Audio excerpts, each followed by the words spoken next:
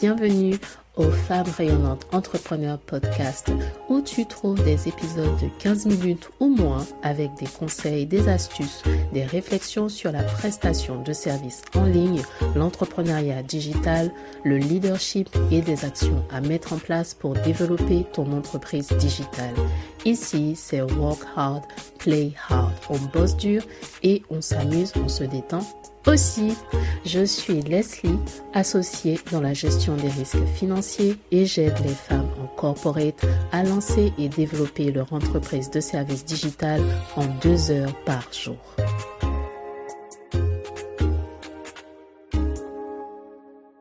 Hello rayonnante, bienvenue pour ton épisode de la semaine. Merci d'être là, merci de passer et d'écouter, ça fait toujours plaisir. Aujourd'hui, j'ai un message fort pour la semaine à venir, un message important, un message que je pense je devrais rabâcher, répéter beaucoup plus souvent et qui m'est inspiré suite à une conversation que j'ai eue la semaine dernière où franchement, je me dis mais... Vouloir, c'est facile, mais c'est les actions concrètement que l'on met en place pour arriver à l'objectif voulu qui comptent réellement. Et je me demande, est-ce que c'est vraiment bien compris? Alors, je vais rabâcher ça cette semaine pour que, espérons-le, ça puisse créer un déclic inspiré pour pouvoir aller beaucoup plus loin. Comment créer des opportunités dans ton business? Vouloir, c'est facile. Tout le monde a envie d'avoir une entreprise qui fonctionne, a envie d'avoir plus de clients, plus d'opportunités, plus d'argent. Mais quand on regarde les actions, il n'y a pas forcément une cohérence entre ces actions et l'objectif visé. Et c'est là qu'il est le problème. Parce que ce qui fait la différence, c'est les actions mises en place pour atteindre l'objectif voulu. Une opportunité, elle n'arrive pas comme ça. Et quand bien même une opportunité vient à toi, parce que tu ne l'as pas créée, tu n'as pas cherché à l'obtenir, encore faut-il la saisir. Mais la plupart du temps, quand même, les opportunités pour ton business, ça va être à toi d'aller les chercher. Ça va être à toi de les créer. En étant visible, en parlant de ton offre, en lançant un projet, en osant demander, en testant des choses, en créant des collaborations. Et si tu ne te mets pas en mouvement, ton business restera figé. Alors, question du jour, est-ce que tes actions actuelles sont bien en cohérence avec tes objectifs du moment? Concrètement, maintenant que j'ai fait mon petit rappel, concrètement, comment créer des opportunités pour avancer? Alors, j'ai mis en avant 3 points aujourd'hui. Le premier est d'optimiser ce que tu fais déjà. Souvent, on a envie de rajouter des choses, rajouter des offres, rajouter ceci, cela, et bref, amener plus de complexité. Alors que le premier point, la première chose sur laquelle tu peux agir pour créer des opportunités concrètes là, aujourd'hui, c'est en optimisant ce que tu fais déjà. Si tu as déjà une offre, tu peux l'améliorer. Déjà une base client, vois comment multiplier.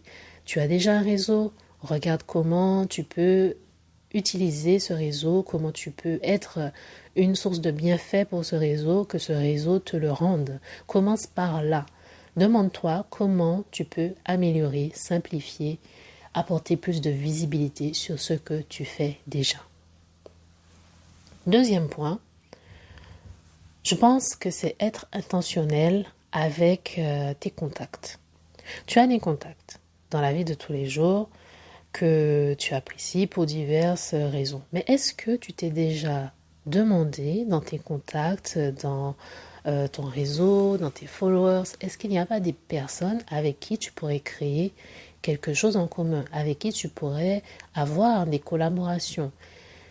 Si tu vois des personnes qui sont dans la même dynamique que toi, avec qui tu aimerais bien travailler, avec qui tu vois qu'il y a une possibilité de créer quelque chose, et que dans les 2 cas, c'est gagnant-gagnant, parce que ce n'est pas juste pour toi, mais il faut aussi apporter à l'autre, et bien dans ce cas-là, garde le lien. C'est important pour pouvoir développer ton business, aller plus loin et créer des opportunités aussi bien pour toi que pour la personne qui t'aide, qui collabore dans cette dynamique.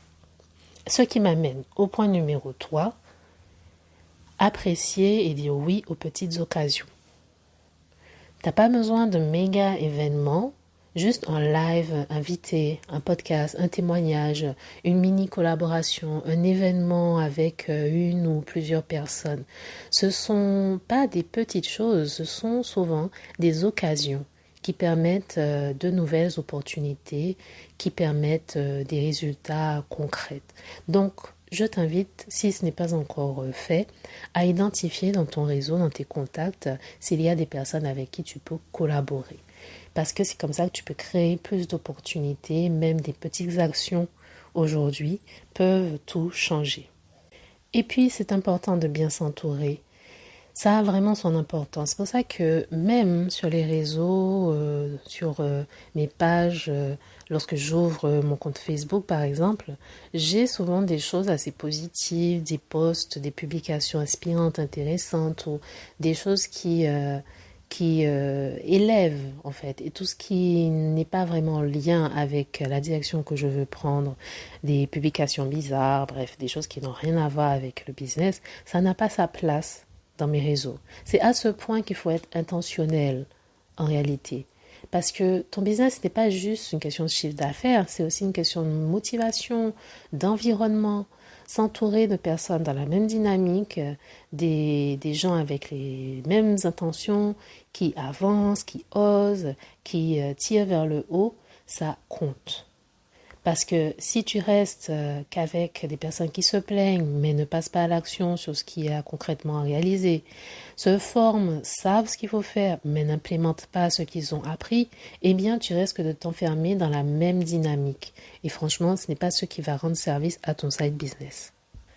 Ceci pour dire que créer des opportunités, c'est aussi savoir reconnaître ce qui est vraiment utile pour toi, pour ton business, pour les affaires, mais aussi pour toi à titre personnel, ce qui te fait du bien, ce qui t'apporte quelque chose et ce qui est en lien ou en adéquation, c'est plutôt ça le mot, ce qui est en adéquation avec celle que tu es, celle que tu veux être, la direction que tu as choisie pour toi, ta mission à travers ton entreprise et lâcher tout ce qui est futile. Laisser tomber, mettre de côté tout ce qui est futile et qui n'est pas aligné avec la direction que tu choisis pour toi dans ta vie, pour ton side business.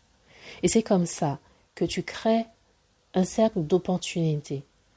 C'est comme ça que tu crées des opportunités intéressantes pour ton side business parce que tu cherches cet alignement entre les actions que tu mets en place, mais aussi l'environnement, ce qui t'entoure et ce qui a un impact, qu'on le veuille ou non, une influence sur nous et sur la façon dont on va bosser, sur la façon dont on va avancer dans la vie, aussi bien pro que perso. Plus souvent que rarement dans la vie, les choses ne viennent pas juste parce qu'on les veut, juste parce qu'on le dit, mais aussi à travers les conséquences des actions, ce que l'on fait, l'attitude que l'on a, tout cela influence, détermine aussi les résultats que l'on va avoir. Alors, quelle opportunité vas-tu créer cette semaine pour ton business? Est-ce que tu as déjà des personnes avec qui tu te verrais bien collaborer?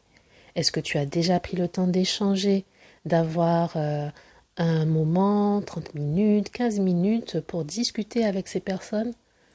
Je te laisse méditer sur ces questions en te souhaitant une excellente semaine et à bientôt dans le prochain épisode.